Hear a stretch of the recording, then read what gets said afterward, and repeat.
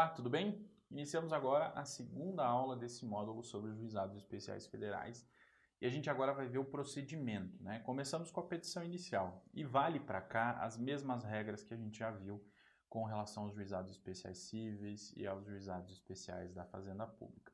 Nós vamos aplicar, inclusive, o mesmo artigo, o artigo 14 da Lei 9.099 de 95, que fala da simplicidade, da informalidade desse pedido inicial. Então, forma simples, linguagem acessível, possibilidade de utilização de formulários fornecidos pelo próprio juizado e possibilidade de cumulação dos pedidos. Vai mais de um pedido no mesmo processo, desde que, obviamente, haja entre eles conexão. Com relação à defesa, da mesma forma como acontece no juizado da Fazenda Pública e no juizado especial civil. Quer dizer, a contestação pode ser oral ou escrita, na própria audiência.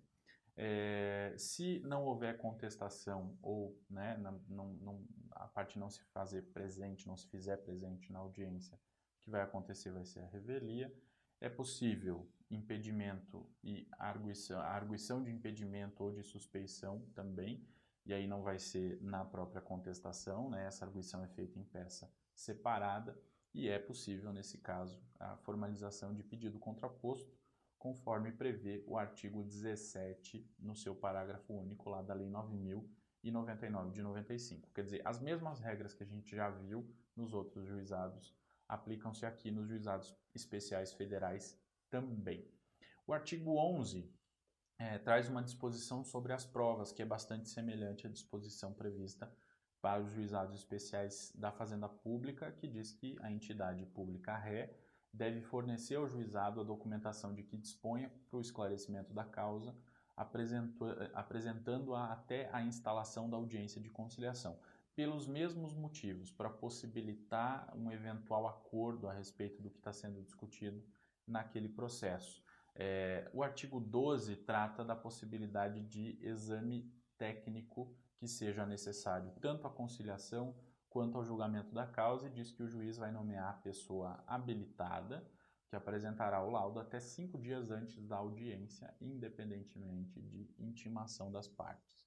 Quer dizer, a mesma regra que se aplica nos juizados especiais da Fazenda Pública aplica-se aqui aos juizados especiais federais. Inclusive, essa disposição aqui, tanto do artigo 11 quanto do artigo 12, né, com relação às provas, foram disposições que inspiraram o legislador a repetir essa mesma regra na lei dos juizados especiais da Fazenda Pública, que é uma lei posterior aos juizados especiais federais.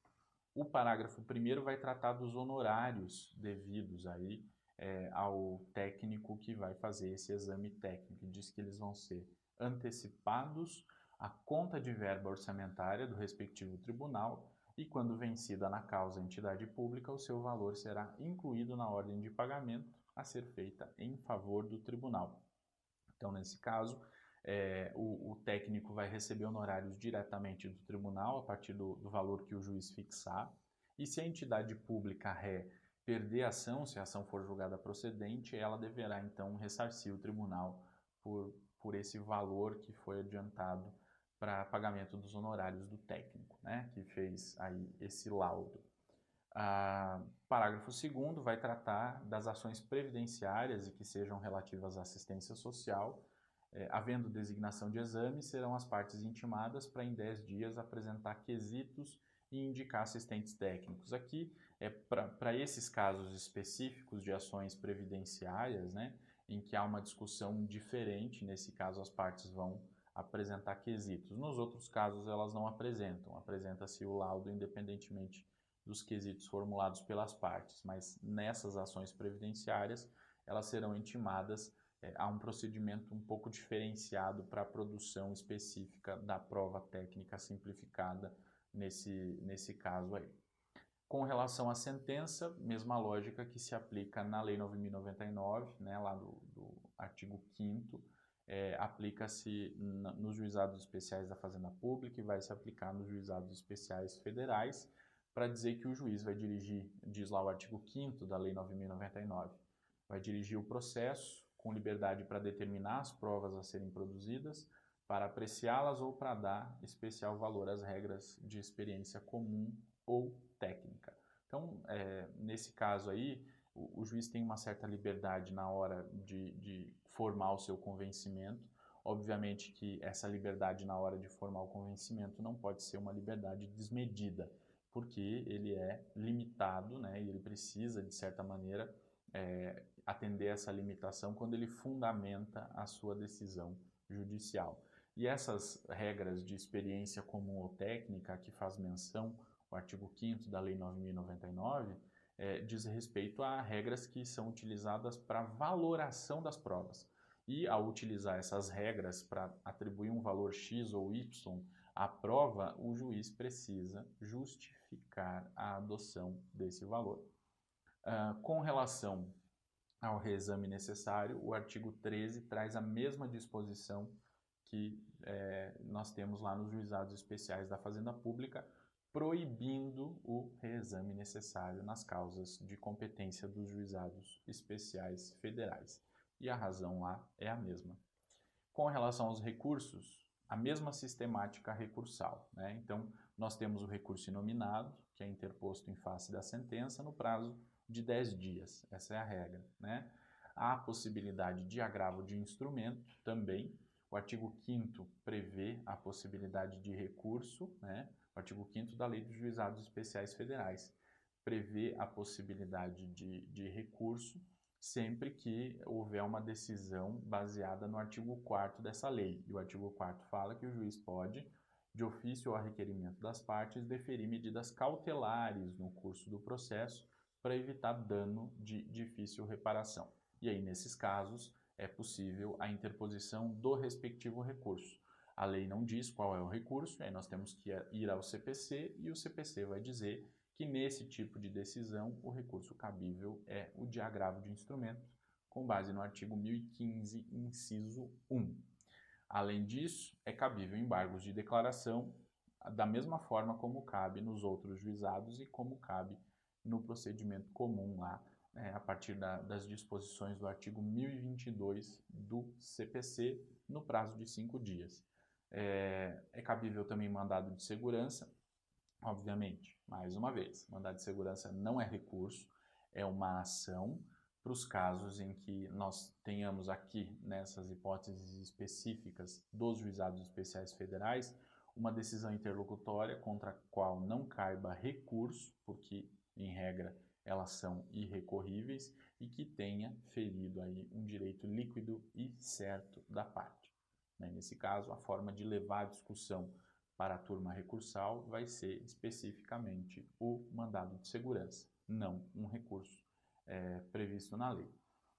É cabível também o recurso extraordinário, na mesma dinâmica que a gente já viu anteriormente nos juizados, tanto cíveis quanto especiais da Fazenda Pública, numa daquelas hipóteses do artigo 102, inciso 3 da Constituição, desde que haja, obviamente, repercussão geral. E, no âmbito da lei específica dos juizados especiais federais, há a previsão do recurso extraordinário lá no seu artigo 15. Recurso especial não cabe, e não cabe recurso especial justamente porque o artigo 105, quando estabelece a competência do STJ, diz que caberá recurso especial contra decisão de tribunal.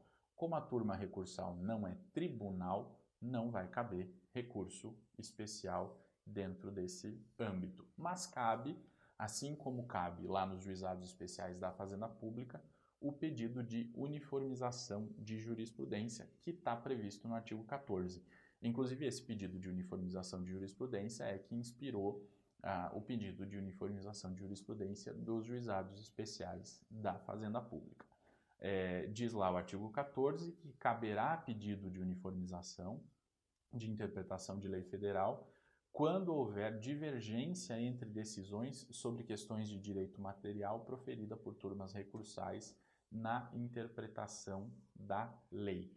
Então, nesse caso aqui, esse pedido de uniformização, assim como anteriormente nós vimos, precisa ser a partir de uma discussão que haja divergência sobre a interpretação de uma lei que disponha sobre direito material. É isso o que está previsto aqui no artigo 14, lei federal que dispõe sobre direito material e não processual. E o artigo 14, lá no seu parágrafo 1º e no seu parágrafo 2º, vai estabelecer a competência, qual é o órgão competente para análise desse pedido de uniformização de jurisprudência. O parágrafo 1º diz que o pedido fundado em divergência entre turmas da mesma região vai ser julgado em uma reunião conjunta dessas turmas em conflito, e essas turmas vão ser presididas pelo juiz coordenador das turmas recursais. Então, dentro da mesma região, várias turmas recursais, elas se reúnem, as que estiverem em conflito se reúnem e definem uma posição única, uniformizam o entendimento a partir daquela reunião. O parágrafo 2º, né, reunião para julgamento desse pedido de uniformização. O parágrafo 2º vai dizer que o pedido fundado em divergência entre decisões de turmas de diferentes regiões ou da proferida em contrariedade à súmula ou jurisprudência dominante do STJ, será julgado por turma de uniformização integrada por juízes de turmas recursais sob a presidência do coordenador da Justiça Federal. Então aqui trata-se de um órgão, a turma de uniformização, né? É um órgão de caráter nacional, onde vão se reunir aí juízes de turmas recursais das várias regiões, vão compor esse órgão de uniformização que tem natureza nacional, e este órgão é que vai dirimir eventuais divergências entre turmas de estados diferentes, ou quando a decisão de uma turma contrariar súmula ou jurisprudência dominante do STJ. O parágrafo 4º vai estabelecer que quando a orientação acolhida pela turma de uniformização em questões de direito material contrariar súmula ou jurisprudência dominante do STJ, a parte interessada poderá provocar a manifestação deste que dirimirá a divergência. Então, o que acontece? Se houver uma divergência entre turmas dentro da mesma região, é possível o pedido de uniformização, essas turmas vão se reunir e vão definir, acabar com aquela divergência e definir uma tese para aquele caso. Se essa tese, né, contrariar a tese firmada em outras turmas recursais, o que vai acontecer é que vai ser possível um novo pedido de uniformização, e esse novo pedido de uniformização vai ser julgado pela turma de uniformização em caráter nacional. E é o que diz o parágrafo 4º, se a decisão dessa turma de uniformização em caráter nacional contrariar súmula ou jurisprudência do STJ, jurisprudência dominante, vai ser possível um novo pedido de uniformização agora para o STJ para que ele se manifeste a respeito dessa divergência.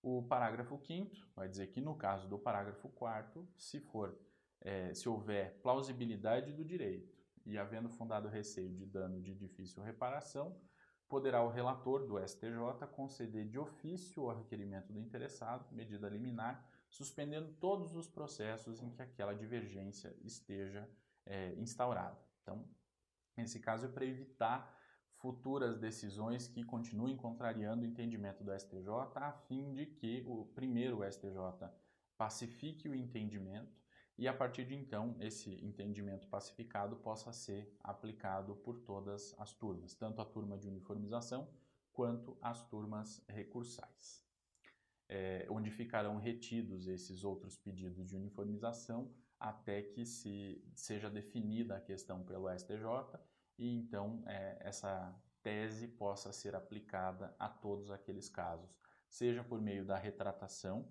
das turmas recursais, né, ou seja, pelo fato de as turmas recursais julgarem prejudicado o incidente de uniformização por ele contrariar o entendimento do próprio STJ.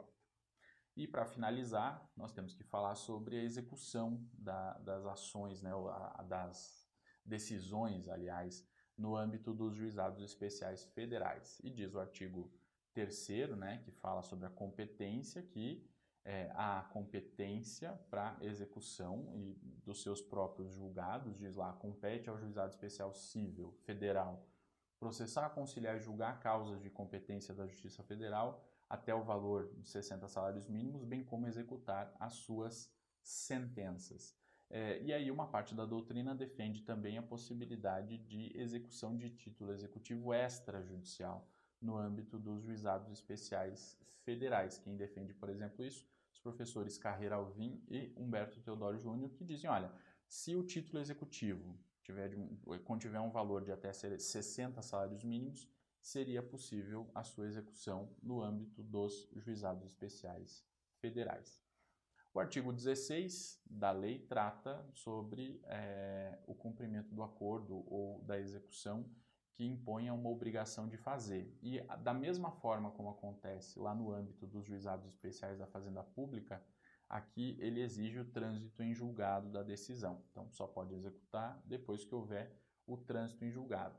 E da mesma forma como lá da Fazenda Pública, o juiz vai determinar que a obrigação seja feita ou se deixe de fazer algo para o cumprimento da decisão judicial ou a coisa que deva ser entregue seja entregue no prazo estabelecido pelo juiz e ele vai comunicar isso à autoridade competente para a prática daquele ato.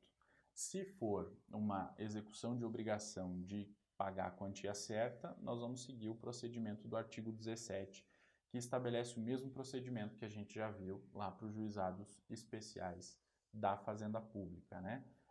Possibilitando aí que o juiz determine a parte, após o trânsito em julgado, que o pagamento seja efetuado no prazo de 60 dias, né? E aí o parágrafo 1º desse artigo 17 complementa para dizer que para os efeitos do artigo 3º do artigo 100, do parágrafo 3º, aliás, do artigo 100 da Constituição Federal, as obrigações ali definidas como de pequeno valor a serem pagas independentemente de precatório, terão como limite o mesmo valor estabelecido nesta lei para a competência do Juizado Especial Federal Cível. Então, vai haver a determinação para que o pagamento seja feito em 60 dias. Parágrafo 2º estabelece que, se for desatendida essa ordem judicial, o juiz vai determinar o sequestro do valor necessário para o pagamento daquela obrigação.